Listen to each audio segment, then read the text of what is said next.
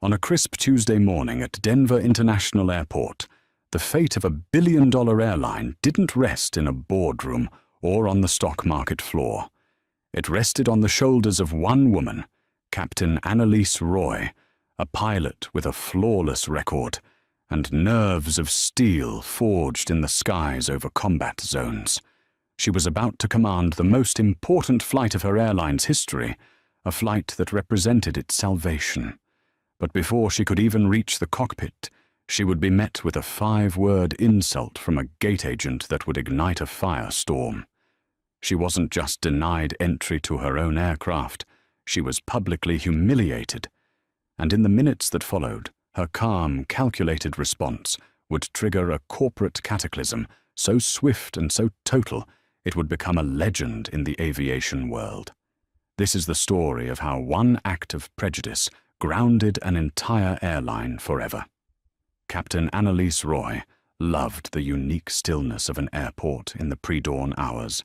The vast concourses of Denver International Airport Den, usually thrumming with a chaotic symphony of rolling luggage and anxious announcements, were hushed, bathed in the cool, sterile glow of fluorescent lights. It was 5:15 a.m.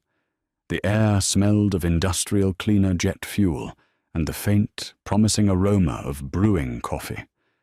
For Annalise, this was the cathedral of her calling. At 36, she had already carved out a career that was the envy of pilots twice her age. A graduate of the U.S. Air Force Academy, she had flown C-17 Globemasters into some of the most challenging airfields in the world. Her call sign, Valkyrie, was earned not through recklessness, but through an almost supernatural calm under pressure. After a decade of distinguished military service, she transitioned to commercial aviation, seeking a different kind of challenge. She found it at Apex Air. Apex was a mid-tier carrier with a big ambition and a precarious balance sheet. They were the scrappy underdog, constantly fighting for routes and market share against the legacy giants. But they had just landed the contract of a lifetime deal that was set to rocket them into the big leagues, an exclusive 10-year, $4 billion partnership with Viridian Dynamics, the world's most innovative and valuable tech conglomerate. Viridian was notorious for its exacting standards, not just in its technology, but in its partners. They demanded excellence, precision, and a corporate culture that mirrored their own forward-thinking, inclusive ethos. The Apex Viridian deal was more than just a transportation contract. It was a statement. And today, Flight 822 from Denver to San Jose was the statement's inaugural address. Annalise was handpicked to command it. It was a testament to her reputation as not just a skilled pilot, but a consummate professional. She was a Czech airman, one of the elite pilots who train and evaluate other captains. She was meticulous fare and commanded respect, not by raising her voice, but by elevating her standards. Walking through the terminal, her regulation black pilot's bag rolling silently behind her, she projected an aura of quiet authority. Her uniform was perfectly pressed, the 4 golden stripes on her epaulets gleaming. She wasn't just a pilot. She was the embodiment of the trust that millions of people place in the anonymous figures behind the locked cockpit door. She met her first officer, Ben Carter, at the designated coffee kiosk near the A-gates. Ben was a solid pilot, 10 years her senior, with a laid-back demeanor that balanced her focused intensity. "Morning, Captain," Ben said, handing her a black coffee. "Big day." Annalise accepted the cup with a nod, a small smile touching her lips. "Every day is a big day, Ben. This one just has more zeros attached to it." "You're not wrong," he chuckled. "Heard a couple of Viridian VPs are on the manifest. Susan Walsh, their head of logistics, is one of them. No pressure." "Pressure is a privilege," Annalise replied, the old Air Force adage rolling off her tongue with ease. "It means what you're doing matters. Let's go over the flight plan one more time before we head to the gate." I saw the Transcon weather report looked clear, but I've got a feeling about a pocket of turbulence over the Rockies. They stood there for 10 minutes, two professionals in sync, murmuring about fuel loads, weather patterns, and the brand-new Boeing 737 MAX 8 they'd be flying. It was one of the first jets Apex had acquired as a direct result of the Viridian cash infusion, its fuselage still smelling of the factory. Everything about this flight was meant to signal a new era for Apex Air new planes, a new prestigious client, and their best pilot at the helm. As they finished their coffee and began the short walk to Gate A48, Annalise felt a familiar sense of purpose settle over her. This wasn't just another flight. This was the culmination of her career and the dawn of her airline's future. The plane was ready. The crew was ready. The executives were ready. She was ready. Nothing, she thought, could possibly go wrong. The scene at Gate A48 was one of controlled chaos, typical for a 6:30 a.m. departure. Passengers were already forming a messy queue, clutching boarding passes and oversized neck pillows. The gate agents were a flurry of activity, their fingers flying across keyboards as they tagged bags and answered a barrage of questions. Annalise and Ben approached the gate desk, their path clearing respectfully as passengers noticed their uniforms. This was part of the ritual, a small but significant acknowledgement of the hierarchy of the airport. The flight crew always had priority access. They had a job to do. At the head of the counter stood a woman in her late 40s, named Bettina. Her Apex Air name tag was slightly askew, and her face was a mask of strained professionalism, the kind worn by someone who had been dealing with grumpy travelers since 4 a.m. She was typing furiously, her eyes glued to her screen. "Good morning," Annalise said, her voice calm and clear. "Captain Roy and First Officer Carter, for Flight 822 to San Jose. We're heading down to the aircraft for pre-flight."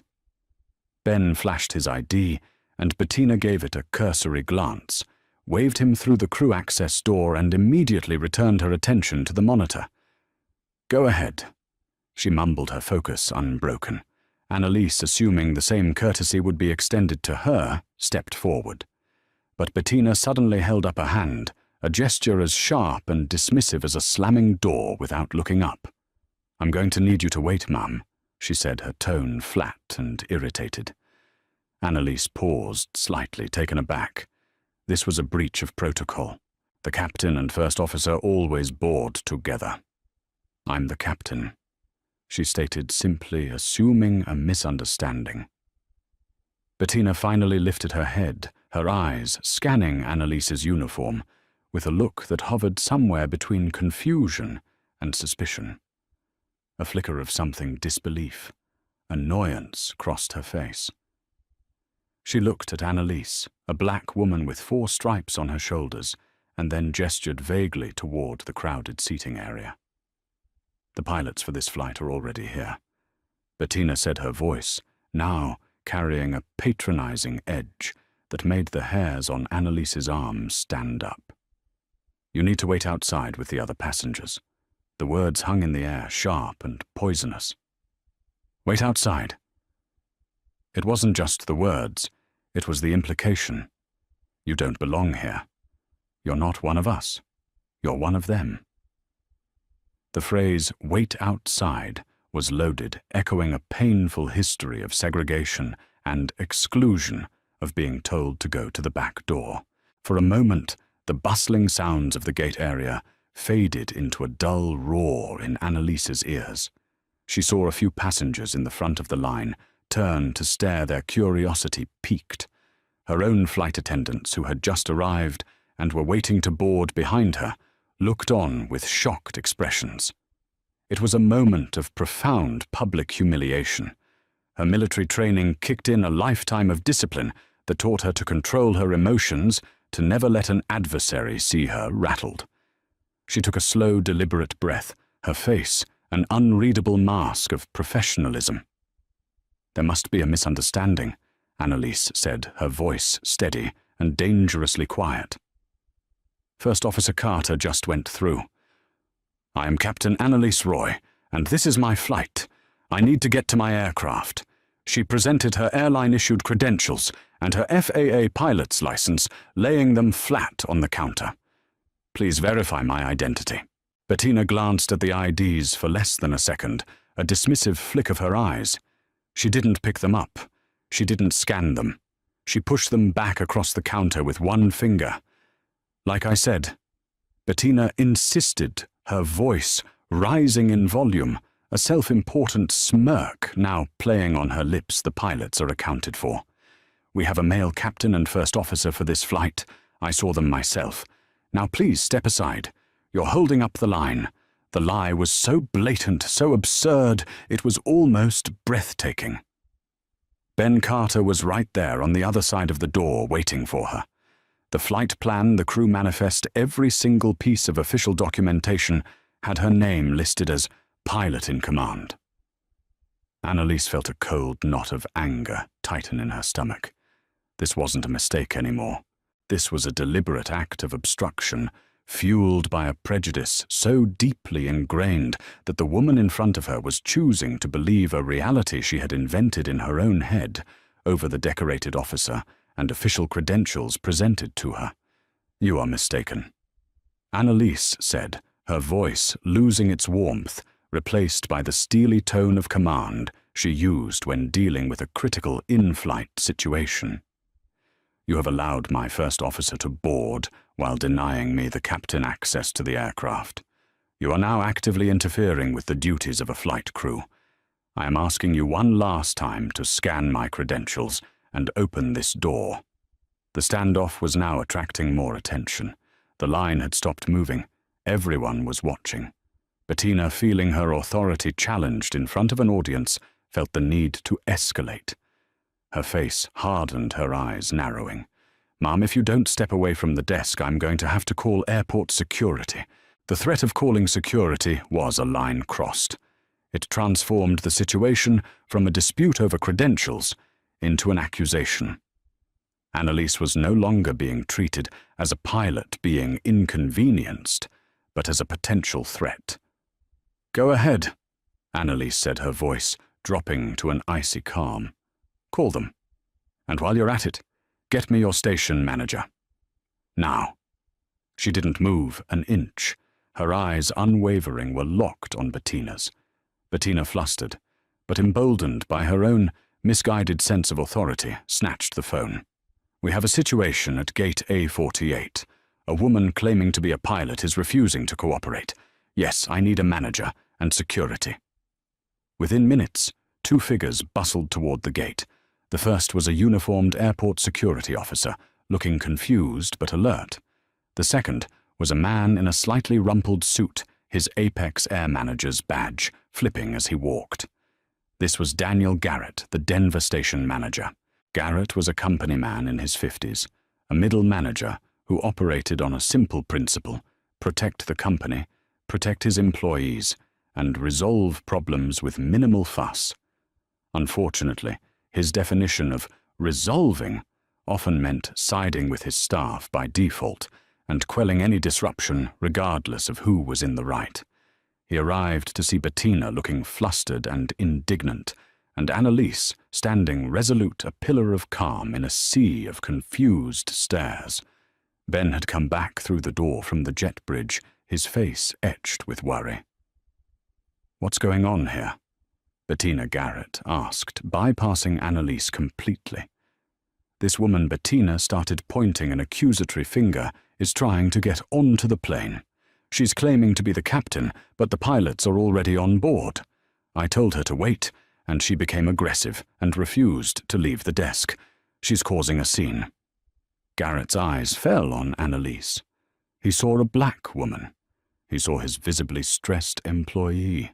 He made a snap judgment, a fatal calculation, based on years of ingrained bias and corporate CYA instincts.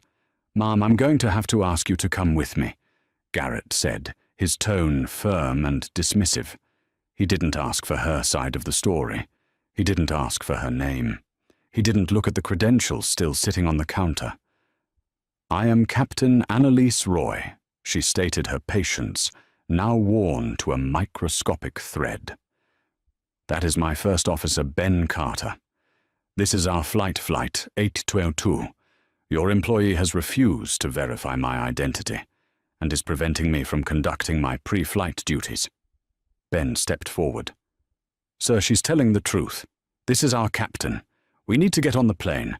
We're already behind schedule." Garrett shot Ben a withering look, a silent command to fall in line. He then turned back to Annalise, his expression hardening. He saw her defiance, not as the righteous stance of a wronged professional, but as the stubbornness of someone causing trouble. "Look, I don't know what kind of misunderstanding there is," Garrett said, his voice oozing condescension. "But Bettina has been an agent for 15 years. She knows what she's doing. We have protocols. Now this is the final time I'm asking you to step aside before I have security escort you from the gate area." The security officer shifted uncomfortably. He could see the 4 stripes on Annalise's shoulders. He could see the FAA license on the counter. He could sense that Mr. Garrett was steering this situation directly into an iceberg. Annalise finally broke eye contact with the two of them and glanced around. She saw the faces of the passengers. Some looked angry at the delay, others confused. But she also saw a few, including a woman in a sharp business suit, sitting in the front row of the boarding area, watching the entire exchange with an intense, analytical gaze. This was Susan Walsh, the Viridian VP. Annalise didn't know her by sight, but she knew this entire ugly spectacle was being witnessed by the very people Apex Air was desperate to impress. This was the moment of decision. She could continue to argue to be humiliated, to perhaps eventually be proven right after a prolonged, degrading ordeal. Or she could use the power she rightfully held. The power not just of her rank, but of the immense responsibility that came with it. Her decision was made. She slowly reached down and picked up her credentials from the counter, tucking them neatly back into her wallet. She straightened her uniform jacket. She looked Daniel Garrett dead in the eye. "Mr. Garrett," she began, and the entire gate area seemed to fall silent to hear her. "You and your agent have created a situation that compromises the safety and integrity of this flight. You have demonstrated a fundamental failure in the most basic security protocol, which is verifying the identity of the flight crew." She took a step back from the counter, creating a space of authority around her. "The chain of command, which is the bedrock of aviation safety, has been broken before we've even left the ground. Your ground staff is insubordinate, and your management is incompetent.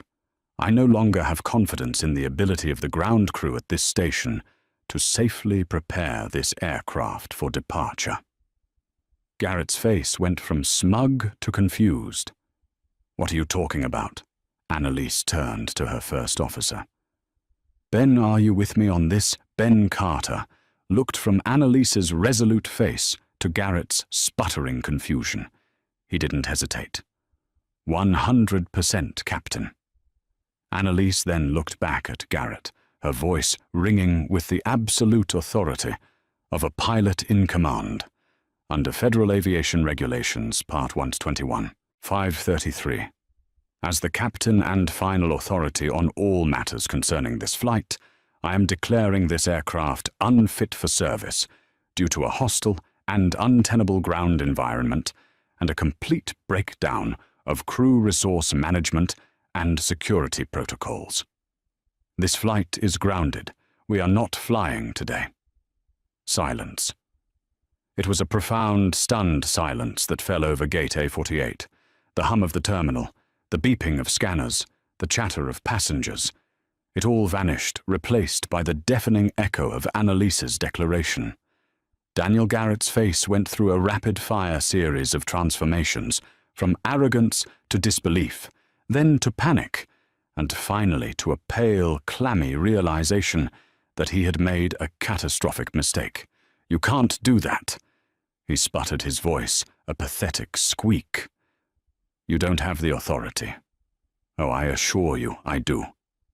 Annalise retorted, her voice as cold and hard as diamond. "It's called captain's authority. Look it up. My primary responsibility is the safety of my passengers and crew, and that safety has been irrevocably compromised by you and your agent. I will not command an aircraft when the airline's own staff presents a clear and present danger to operational security." Bettina looked like she had been slapped. The smugness was gone, replaced by a dawning horror. She finally seemed to understand that the woman she had dismissed and insulted wasn't just some random person, but held the absolute power to kill the flight she was supposed to be boarding. Annalise turned to her flight attendants, who were watching with wide, shocked eyes. "Crew, this flight is cancelled. Please wait for official instructions from crew scheduling. Do not board the aircraft." She then pulled out her phone and made a call, her voice now clipped and official. "This is Captain Roy. I'm grounding Flight 822 at Denver Gate A48.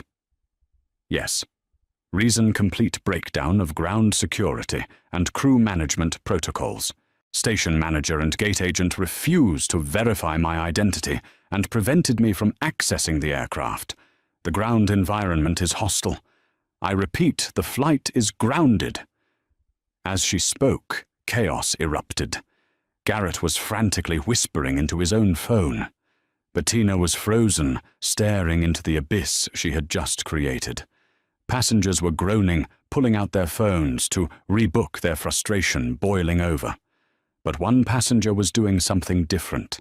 Susan Walsh, the Viridian VP, had been recording the entire exchange on her phone since Garrett had arrived. She hadn't done it to post on social media. She had done it as evidence. As a top logistics expert, she understood process protocol and failure points. What she had just witnessed was not a simple customer service issue. It was a systemic rot. She ended her recording and immediately made a call. Not to Apex Air customer service, not to a travel agent. She called a number on her speed dial. Thousands of miles away, in a glass-walled office overlooking Silicon Valley, Robert Chen, the notoriously demanding and brilliant CEO of Viridian Dynamics, was in a board meeting. His phone, which was always on silent for everyone but his top VPs, vibrated on the polished table. He saw it was Susan Walsh and excused himself. "Susan," he said, his voice sharp, "you should be in the air." "We're not, Robert." Susan's voice was tight with fury. "And I don't think we'll be flying on Apex Air today. Or ever again. I'm sending you a video. You need to see it. It's a complete disaster." Back at the gate, Daniel Garrett, his face the color of ash, was finally grasping the scale of the fallout. The cancellation of a single flight was a headache, a financial write-off. But this was Flight 822, the inaugural flight, the Viridian flight. "Captain," he pleaded, his voice now desperate, his earlier arrogance vanished. "Please, let's just talk about this. We can sort this out. A misunderstanding." Annalise looked at him, not with anger, but with a kind of detached pity. "The time for talking is over, Mr. Garrett. You had your chance to de-escalate, to listen, to simply do your job. You chose to escalate. You chose to threaten. You made your decision. Now I've made mine. My full report to the FAA and the pilots' union will reflect everything that happened here, including your and Agent Bettina's refusal to follow basic federal security mandates. The mention of the FAA, the Federal Aviation Administration, was the final nail in the coffin. This was no longer an internal company matter. This was now a federal issue. Annalise turned to Ben. "Let's go. We need to file our reports."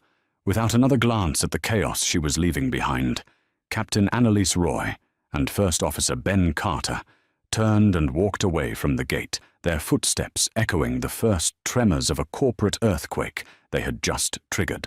The gleaming brand-new 737 MAX sat empty at the gate, a silent monument to the colossal failure of 2 employees and the systemic prejudice that had allowed it to happen. The engine of karma was just starting to turn over, and it was about to roar to life. The news of Flight 822's grounding didn't travel up the Apex Air corporate ladder. It detonated at the top and rained fire downwards. The chain reaction began not in a boardroom, but in the tense, silent observation of one woman at Gate A48. Susan Walsh, Viridian's Executive VP of Global Logistics, lowered her smartphone, her thumb pressing Save on the video file. Her face, usually a pleasant mask of executive poise, was set like granite. As a logistics expert, she saw the world as a series of interlocking systems, and what she had just witnessed was a system in catastrophic failure. It wasn't just the shocking prejudice, as appalling as that was. It was the cascading breakdown of every protocol that was supposed to ensure safety and order. The gate agent's initial obstruction was a procedural error. The manager's escalation was a leadership failure. The threat of security was an institutional collapse. This wasn't a customer service complaint to be filed. This was a 5-alarm fire of brand liability. Viridian Dynamics had built its trillion-dollar empire on a reputation for flawless execution and forward-thinking ethics. They didn't partner with companies that allowed this kind of rot to fester on the front lines. In her mind, the ink on the $4 billion contract was already beginning to dissolve. She scrolled through her contacts, bypassing layers of corporate communication, and dialed a number reserved for emergencies. Thousands of miles away, in a sleek New York City ballroom with panoramic views of Central Park. Frank O'Connell, the CEO of Apex Air, was living the greatest moment of his professional life. He stood at a podium, champagne flute in hand, addressing a rapt audience of investors and financial journalists. The room buzzed with the intoxicating energy of a victory lap. And so this partnership with Viridian Dynamics is more than just a contract, Frank declared, his voice resonating with practiced confidence. It is a validation of our vision. It is the dawn of a new era for Apex Air, an era of innovation, expansion, and unparalleled service. Today, as Flight 822 takes to the skies from Denver, it carries more than passengers. It carries the very future of this company. Applause filled the room. Waiters circulated with trays of canapés. His phone, resting on the podium, had been vibrating for several minutes with texts from Denver operations, but he'd blissfully ignored them, dismissing them as minor first-day jitters. As he stepped down to mingle, basking in the warm glow of congratulations, his assistant, a young woman named Sarah, pushed through the crowd, her face the color of chalk. "Mr. O'Connell," she whispered, her voice trembling slightly. "You need to take this call. Right now." "It's Robert Chen." Frank's smile froze on his face. A call from the CEO of Viridian himself on the morning of the inaugural flight. This had to be a courtesy, a congratulatory call. He clapped an investor on the back, excused himself with a confident wink, and stepped into a quiet marble hallway, the sounds of the celebration still echoing behind him. "Robert," he boomed into the phone, projecting an easy bonhomie he did not feel. "To what do I owe the pleasure, I trust? Our inaugural flight is taxiing for takeoff as we speak." The voice that came back was not warm. It was a shard of ice. "Frank, your inaugural flight is a 5-alarm dumpster fire, and your entire company is about to be incinerated with it." The brutal, unexpected imagery hit Frank like a physical blow. "Robert, what are you talking about? What's happened? What's happened?" Chen said, his voice a low, controlled fury. "Is that I have a 2-minute video. courtesy of my EVP Susan Walsh, who is currently stranded at your gate in Denver. A video frank of your station manager and a gate agent publicly humiliating and obstructing a decorated pilot. A black woman who happens to be the captain of my flight. Your staff accused her of being an imposter, refused to look at her federal credentials, and threatened her with airport security. They did this in full view of my executive team. Frank's mind scrambled, grasping for a lifeline in a suddenly stormy sea. A misunderstanding, he stammered the words, tasting like ash. Robert, I am so sorry. There must have been a procedural mix-up. I'll get to the bottom of it immediately. I'll have them both fired before the plane even pushes back from the gate. Don't bother, Frank. I've already gotten to the bottom of it, Chen snapped, cutting through his pathetic damage control. The bottom is this. Your company culture is rotten. You put people in positions of authority who are either raging incompetents or prejudiced fools, or both. This isn't a bug, Frank. It's a feature of your corporate DNA. That is not a misunderstanding. It is a systemic failure. It's a safety failure, it's a security failure, and it is a reputational failure that I will not have associated with the Viridian Dynamics brand for one more second. Robert, please, Frank begged, his voice shrinking. He could feel the sweat beading on his forehead. The faint sounds of laughter from the ballroom now seemed like a cruel, distant mockery. Let me make this right. I'll fly to Denver myself. I'll issue a personal apology to the captain. We can make a donation, start a scholarship. Whatever it takes. There was a chilling pause on the other end of the line. When Chen spoke again, his voice was dangerously soft, the sound of a judge passing sentence. Frank, do you remember the contract you and I signed? I suggest you reread Section 12, Paragraph B, the Morals and Conduct Clause. Your own lawyers redlined it 3 times. It states, and I quote, "Any action by personnel that brings disrepute, embarrassment, or public scandal upon either party is grounds for immediate termination of this agreement." A wave of nausea washed over Frank O'Connell. He remembered the clause. His lawyers had called it the Reputation Ruin Clause, and had warned him it was airtight. What happened this morning wasn't just embarrassing, Frank. It was a flagrant violation of everything we stand for. Chen continued, his voice utterly devoid of emotion. It was a display of the exact kind of backward-thinking, institutional bias we fight against. As of 9:05 a.m. Eastern Time, Viridian Dynamics is exercising that clause. Our partnership is terminated, effective immediately. Our legal team will be in touch with yours to handle the dissolution. Frank opened his mouth, but no sound came out. It was over. A 10-year, $4 billion lifeline. Gone. Vaporized because of a gate agent and a manager in Denver. Don't bother calling me back, Chen said, and the line went dead. Frank stood frozen in the hallway, the silent phone pressed to his ear. He looked through the glass doors at the party, at the smiling investors still toasting a future that no longer existed. He was a ghost haunting the ruins of a triumph that had lasted less than an hour. The public demolition began 15 minutes later. At 9:45 a.m., the first story hit the wires.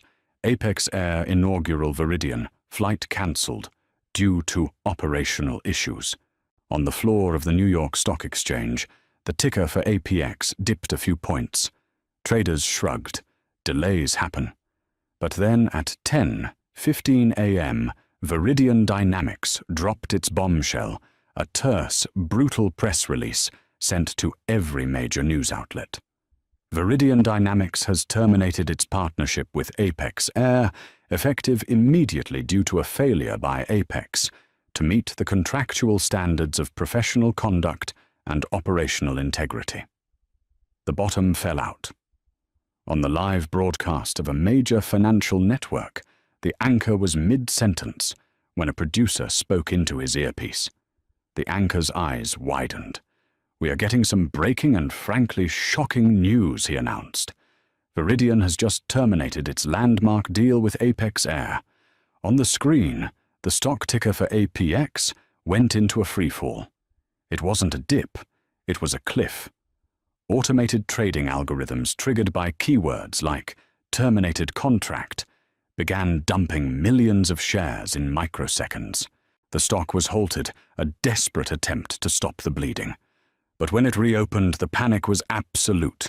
It was an electronic rout, a waterfall of red. Billions of dollars in market capitalization, the entire projected value of the Viridian deal, and then some were vaporized in minutes.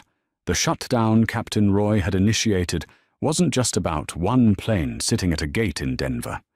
It was the complete systemic shutdown of her company's future broadcast in real time for the entire world to see. The engine of karma was just getting warmed up, and it was running on jet fuel. The fallout was not a storm. It was a clinical, brutally efficient demolition. For the individuals who had lit the fuse, the reckoning arrived with a speed that left them breathless. Karma, it turned out, flew faster than any jet. Bettina was the first. Her shift wasn't even over when two corporate security guards, their faces impassive, approached her at the now deserted Gate A48. They didn't speak. They simply stood beside her until a junior manager, a young man she barely knew, scurried over and whispered, "They need to see you in the admin building. Now." The walk through the terminal was a blur of shame. She could feel the stares of her colleagues, could hear the whispers that died the moment she looked their way. The office she was led to was a sterile, windowless room, furnished with nothing but a table and 3 chairs. Seated at the table were a stone-faced HR executive from corporate and a man in an expensive suit whose eyes held the cold, predatory stillness of a corporate lawyer. Daniel Garrett was nowhere to be seen. There was no one to defend her, no one to back her up. They didn't ask for her side of the story. They didn't ask for an explanation. The lawyer simply opened a laptop, turned it to face her, and pressed play. Susan Walsh's video filled the small screen. Bettina watched herself, a stranger in her own uniform. She saw the sneer on her face, the dismissive wave of her hand, the self-satisfied smirk as she challenged a decorated captain. She heard her own voice, sharp and laced with a petty, ugly authority, speak the words that had started it all. "You need to wait outside with the other passengers." She heard her own lie. "We have a male captain and first officer for this flight." As she watched, a wave of sickening cognitive dissonance washed over her. In her memory, she had been a diligent employee, holding a firm line against someone causing a disruption. But the video showed the unvarnished truth. It showed a bully drunk on a minuscule amount of power, cornered by a professional whose composure only highlighted her own unprofessionalism. There was no defense. The camera didn't lie. When the video ended, the silence in the room was absolute. Miss Kowalski, the HR executive, began her voice, devoid of any emotion. "Your actions represent a catastrophic failure to adhere to federally mandated security protocols, a gross violation of company policy, and have resulted in irreparable financial and reputational damage to this airline." The lawyer slid a single piece of paper across the table. "Your employment is terminated, effective immediately. Your final paycheck will be mailed to you. You will be escorted from the premises, and you are not to set foot on airport property again, except as a ticketed passenger." Bettina stared at the termination letter, the black ink blurring through a film of hot, angry tears. It wasn't fair. It was one mistake, one bad morning. But as she looked at the cold faces across the table, she knew her protests would be meaningless. She was no longer an employee. She was a liability being neutralized. As security escorted her through a back exit, She caught a glimpse of a news monitor in the terminal. Her own face, a still from the viral video, was plastered across the screen. She wasn't just unemployed, she was infamous. Daniel Garrett's reckoning was quieter but no less devastating. He had barricaded himself in his office, frantically making calls, trying to perform the managerial alchemy of transforming a catastrophe into a learning opportunity. He was still operating under the delusion that this could be contained, managed, spun. He left a dozen groveling voicemails for Frank O'Connell, drafted memos defending his actions as standard procedure in a potential security situation, and tried to rally his staff to present a unified front. His world collapsed, not with a bang, but with a single email that landed in his inbox with the finality of a guillotine. The subject line was stark: termination of employment. It was from the Executive VP of Operations. It was 2 sentences long. It stated that his staggering lack of judgment had directly led to the single greatest disaster in the company's history, and that his services were no longer required. His network access, it informed him, would be revoked in 60 seconds. He sat there staring at the screen as his email program disconnected, his corporate phone went dead, his digital identity as a manager erased. For 25 years, Apex Air had been his life. His authority, his identity, was tied up in his title, in the uniform he no longer wore, in the power he wielded over the Denver station.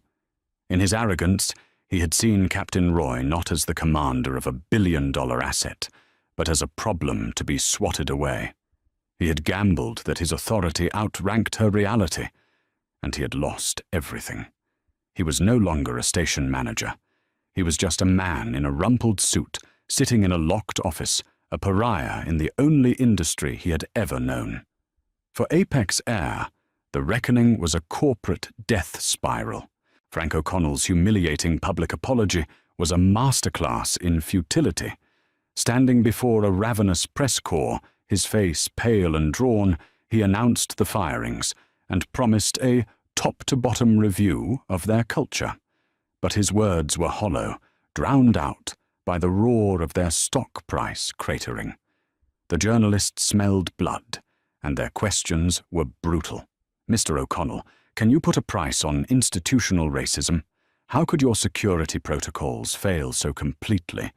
Is Apex Air a safe airline to fly?" He had no good answers. Everyone knew the apology wasn't about principle, it was about stopping the financial hemorrhage. It didn't work. The video was the story, and the story was that Apex Air was a company where a decorated black pilot could be treated like a trespasser.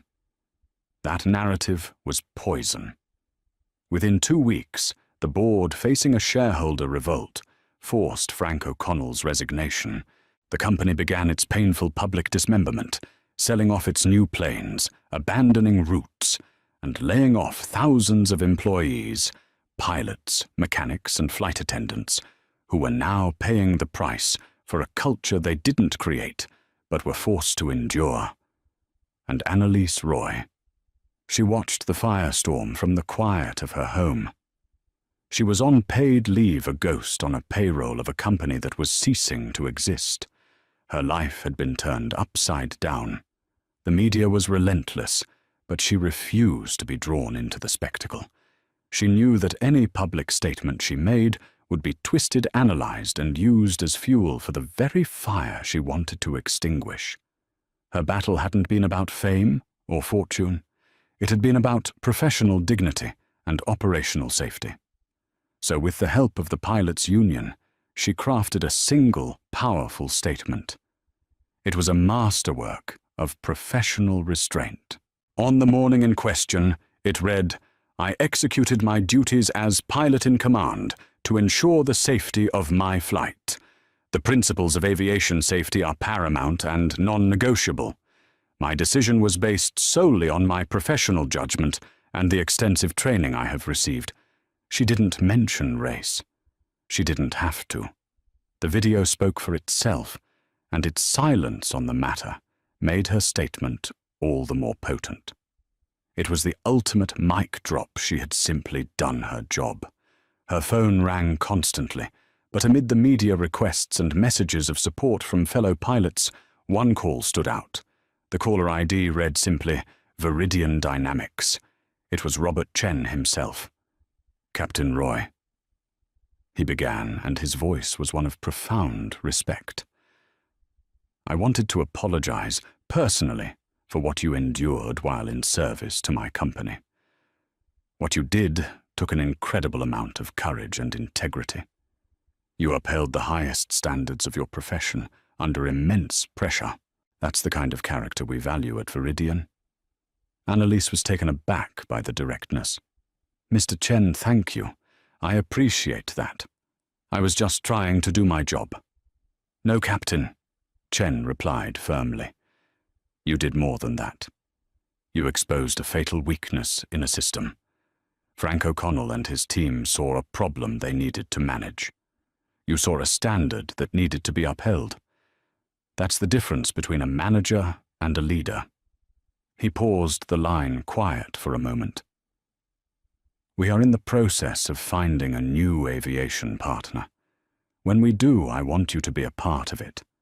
I want you to help us build their corporate flight program to serve as a consultant on safety and training protocols. Or if you prefer, I'd be honored to have you as the lead captain for our new executive fleet. The choice is yours. We want you on our team." The offer hung in the air, a lifeline of respect and opportunity, extended from the ashes of her old career. It wasn't just a job, it was a validation. It was a promise that her stand had not been in vain. It was the first clear sign of her new heading a flight path that would take her far higher than Apex Air ever could have. 6 months felt like both a lifetime and the blink of an eye. In that time, the aviation landscape had irrevocably shifted. Apex Air was no more. Its demise was not a sudden explosive event, but a slow, public, and agonizing bleed. After a painful bankruptcy preceding its remaining assets, a handful of aging planes and less desirable gate slots were bought for pennies on the dollar by a low-cost competitor. The brand, now permanently synonymous with prejudice and catastrophic failure, was quietly retired. Airport crews across the country took a certain satisfaction in peeling the once ambitious Apex logo from terminal walls and ground equipment. The company had become a cautionary tale, a modern-day Icarus whose wings weren't melted by the sun, but by the smoldering embers of its own toxic culture. The shutdown was absolute. Bettina and Daniel Garrett vanished into the kind of infamy reserved for viral video villains. Their names, blacklisted within the tightly knit and reputation-driven aviation community, became shorthand for a type of willful ignorance the industry was now being forced to confront. In response to the public outcry and pressure from pilots' unions, airlines across the country implemented new mandatory training programs. They were officially called things like Advanced Crew De-escalation or Frontline Security Protocol, but everyone unofficially called them the Apex Rule. They focused on crew identification, implicit bias, and the non-negotiable authority of a flight's commanding officers. Throughout this tumultuous period, Captain Annalise Roy maintained a quiet professional dignity. She had been on paid administrative leave from the dying husk of Apex, a procedural formality. The days had been strange. She'd wake up her body still on a pilot's clock and find herself grounded. The media storm was relentless. News vans were parked down the street from her quiet suburban home. Her phone buzzed with requests for interviews from every major network, offering her a platform to be angry, to be a victim, to be a crusader. She turned them all down, issuing only a single carefully worded statement through the pilots' union. She was a pilot, not a pundit. Her stand had been made in the execution of her duty, not for the cameras. Yet behind the calm exterior, she processed the weight of it all. She felt a profound sense of vindication. but it was tinged with a sadness for the thousands of Apex employees who lost their jobs, people who had done nothing wrong. She also felt the heavy mantle of being a symbol, a role she had never asked for. Other black pilots, men and women she had never met, reached out with messages of solidarity, sharing their own stories of subtle and overt discrimination. Her single act of defiance had opened a floodgate, and she felt a responsibility to honor their experiences by handling her newfound platform with grace and purpose. The job offers were immediate and overwhelming. CEOs of 2 major legacy airlines reached out to her personally, expressing their disgust at what had happened and making it clear that a captain of her caliber would always have a home with them. But it was the call from Robert Chen of Viridian Dynamics that charted her new course. He hadn't just offered her a job, he had offered her a mission. "I don't want to just give you a pilot's seat, Captain," he had said, his voice direct and sincere. "I want to invest in your leadership. Help us ensure this never happens with our new aviation partner. Help them build a better culture." After gracefully resigning from Apex, she accepted. She didn't take a cushy desk job, nor did she confine herself to the executive fleet. Instead, she took on a unique hybrid role that was created just for her. She became the lead check airman and standards consultant for United Airlines, the new, far more prestigious carrier chosen by Viridian. Her job was to fly the line training and evaluating new captains. But more than that, she was tasked with helping the airline's management refine their safety and operational protocols with a special emphasis on crew resource management, CRM, the very system that had collapsed so spectacularly at Gate A48. Her first official flight was scheduled 6 months to the day after the incident. The destination, fittingly, was San Jose. The departure airport was Denver. As she walked through the bustling concourse at Den, her new, crisp United uniform felt different. It felt heavier, imbued with a new sense of purpose. She passed by Gate A48. The space was now operated by another airline, the ghost of Apex Air completely exorcised. She paused for just a second, the memory of that morning replaying in her mind, the condescending tone, the public humiliation, the cold knot of anger. It felt like a scene from someone else's life, a lifetime ago. She took a breath and kept walking, leaving the memory behind where it belonged. When she arrived at her gate, C-37, the atmosphere was a world away from her last experience. The gate agent, a young man with a bright professional smile, saw her approach and immediately stood straighter. "Welcome, Captain Roy. We've been expecting you," he said, his voice filled with genuine respect. "Everything is ready for you on board. The flight plan is uploaded and the ground crew is standing by." He scanned her credentials before she had even fully extended her hand. "Have a great flight." It was simple, respectful, normal. It was how it was always supposed to be. On board the gleaming Boeing 787 Dreamliner, a significant step up from the 737, her new first officer, a sharp young woman named Jessica, greeted her. "It's an absolute honor to fly with you." "Captain Jessica," said her eyes shining with admiration. She, like every other young pilot in the country, knew the story. "The honor is mine," Jessica Annalise replied, her smile genuine and warm. "Let's get to work." As she settled into the vast, technologically advanced cockpit, running her hands over the smooth, responsive controls, she looked out at the sprawling airfield. The view from the Dreamliner's cockpit was panoramic, expansive. It felt like a metaphor for her own future. She had never sought to be a hero. Her world was one of physics, procedure, and precision. But on one Tuesday morning, that world had been challenged by something far more chaotic and ugly. By refusing to yield, by using the authority she had earned through years of dedication and skill, she hadn't just stood up for herself.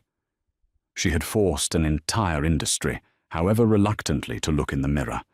The engines spooled up with a powerful, reassuring roar, the sound of progress, of moving forward.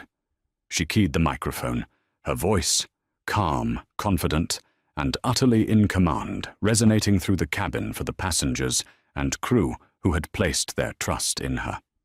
Good morning, folks. This is your captain speaking. Welcome aboard our non-stop service to San Jose. On behalf of the entire crew, it's our pleasure to have you with us today. She paused, glancing out at the clear, boundless Colorado sky. It's a beautiful day to fly. And as the plane accelerated down the runway, a surge of immense power under her command, lifting gracefully into the endless blue. Annalise Roy wasn't just leaving Denver behind.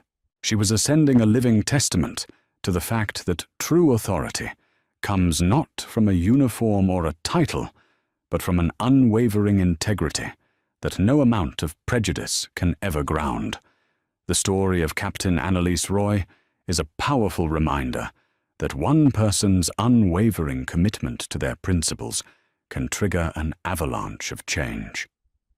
It wasn't a bomb or a computer virus that brought down Apex Air. It was the quiet, steely resolve of a professional who refused to be diminished. Her story exposes the dangerous intersection of prejudice and safety, showing how a culture of disrespect can become a multi-billion-dollar liability. This is a testament to the fact that karma, especially in the corporate world, can be swift and unforgiving when it's finally called to account. What Captain Roy did wasn't just for her. It was for every person who has ever been judged by their appearance instead of their qualifications. If this story resonated with you, please hit that like button to help us share it with more people.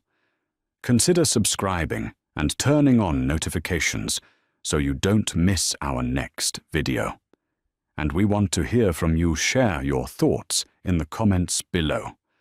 Have you ever witnessed a moment where one person's stand made a huge difference? Thank you for watching.